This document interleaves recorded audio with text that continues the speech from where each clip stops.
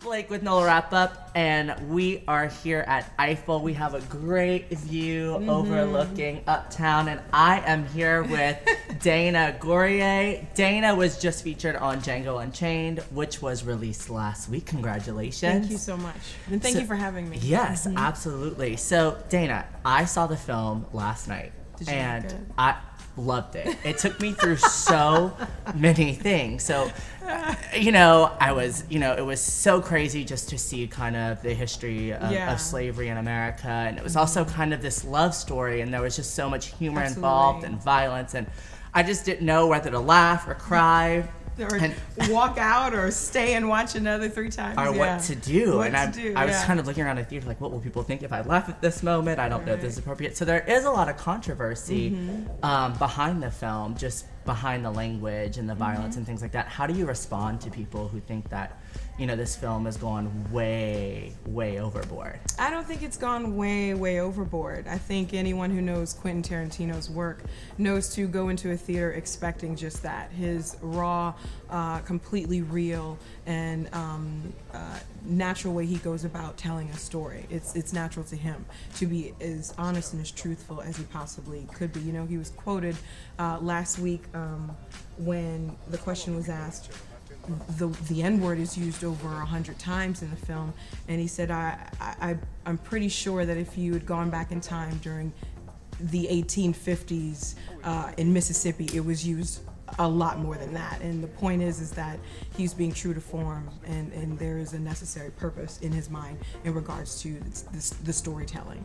So tell me a little bit about what drew you to the script. What drew me to the script? I mean, it's Quentin Tarantino. That's basically it. They said, hey, he's shooting this film down here.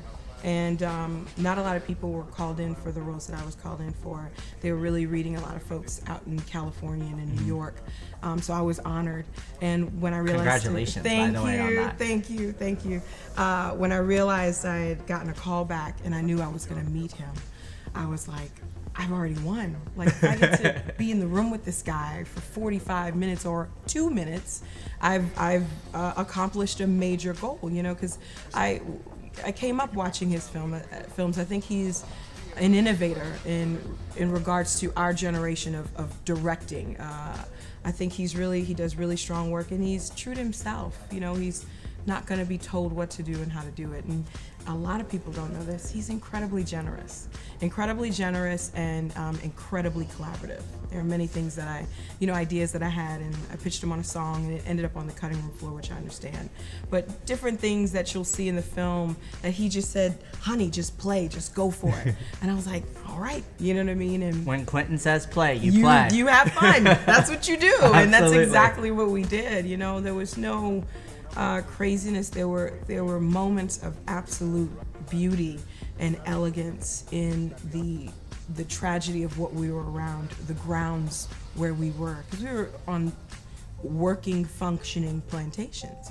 Wow. The history in the roots underneath your feet, it was just, you had to stop and marvel and respect. I'm sure you could feel it, and just kind of that history come back to you. At that point, they put you in a costume, and they literally just let the camera record you do what you do, because it's that brilliant, it's that beautiful where you are, your surroundings. What an incredible moment. Oh my goodness, yeah. So tell me a little bit about your character. So in the film you play Cora, who was a slave woman. So tell me a little bit about Cora and how you kind of brought yourself into Cora.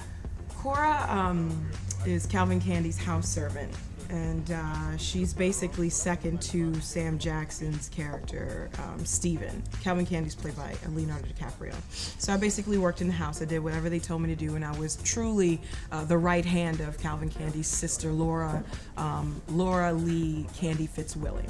And I did whatever she told me to do, whatever I was a house servant. And the first thing that I work on as a performer, as an actor, I work on my gait and my voice. Like, what does this character sound like? How does this character walk? What do they feel like? Sharon Davis, two-time Academy Award nominee for costume design, and what we hope and suspect potentially third time for Django Unchained.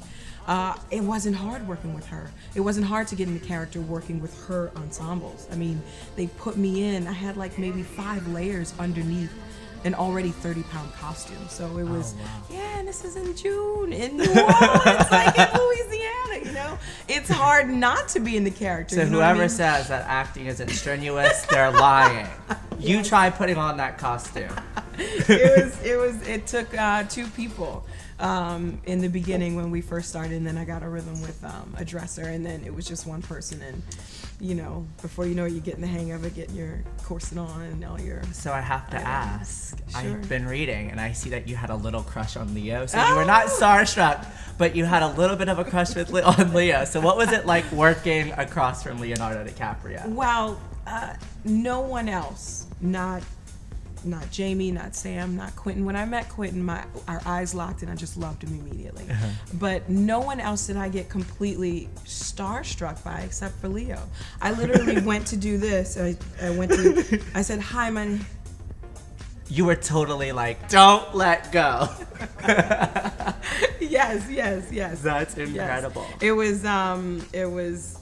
It was crazy meeting him because I grew up during the time of Big Bopper magazine. Do you remember Bop by any Yes, chance? I do. I used to cut him out of my magazine, put him up on my wall. That's and then you hard. have Titanic and What's Eating Gilbert Grape, Yeah. which is amazing. He's wonderful to work. Everybody was amazing. And Oh, you yeah. said that Sam Jackson was just kind of a huge mentor for you on the film. And so in what way was he a mentor to you? Well, first of all, I've obviously never been in the room with this many Academy Award nominees and winners, and from our cinematographer to our sound You must guy feel to, so blessed and oh so... my God, there were so many moments where I just had to stop and remind myself, where am I? Like, what is happening? You know, how did I get to have this experience now in my life, you know? And Sam, I think he picked up on that the moment we met. You know, it was just like peas and carrots, you know what I mean? At least for me. He's so funny and he's so... his character in the film is hilarious. Steven's no joke. In fact, Cora tries to warn Broomhilda about that. You know, she's telling her, you have to play this game, you know, or else you will perish. And but Sam was really wonderful in sort of just supporting me and saying, hey, Quentin, why don't you let her try this? Or what if this happened? What if she said this? Or even to the point where if he saw something wasn't right, but Quentin's doing 10 million other things, he'd say, try it this way this time. You know what I mean? Or maybe look at it, see it, and then react, then respond. Right. Like completely coaching me right there That's on set. awesome. Yeah, he didn't have to do that. Why would, I mean, you know what I mean? But I think the reason is because we all wanted the best product. We all wanted this to be the best thing it could possibly be, and we all knew what we were doing. We knew there will be never anything like this again. Right. There's never been anything like this. So it was really a fantastic experience. So this was also your first really big red carpet premiere. Yeah. Tell me a little bit about that. What was it my like? It's such a goodness. process, right? It's such a process, and it was a process that had to come together in a week. For me, yeah, I found out I was invited, and then the first thing I did was jump around on my couch with my best friend, and we screamed and we freaked out. And then when we let it settle in, we just kind of looked at each other and was like, "Oh no, what am I gonna wear?" You know, it's like, "Oh no."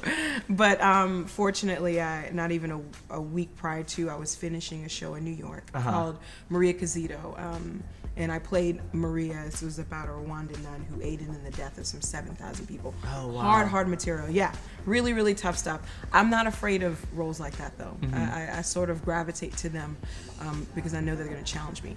More to the point, I met a stylist while I was out there. Oh, great. Ironically, I know. Rodney Epperson, who goes by Epperson, he designs under the name Epperson. He won season 6 of Project Runway. Oh, wow.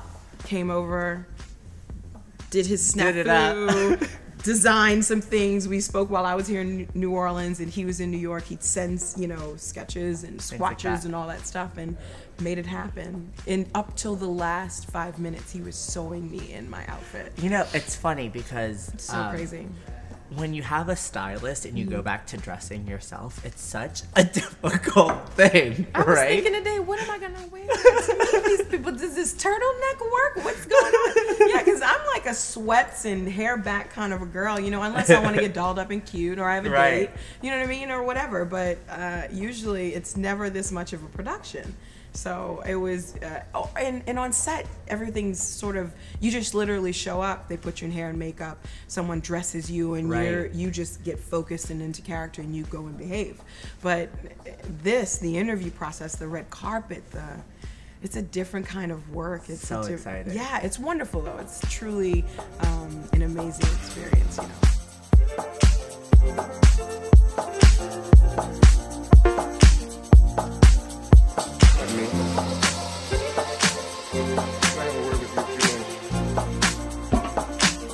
Sit down, you're comfortable.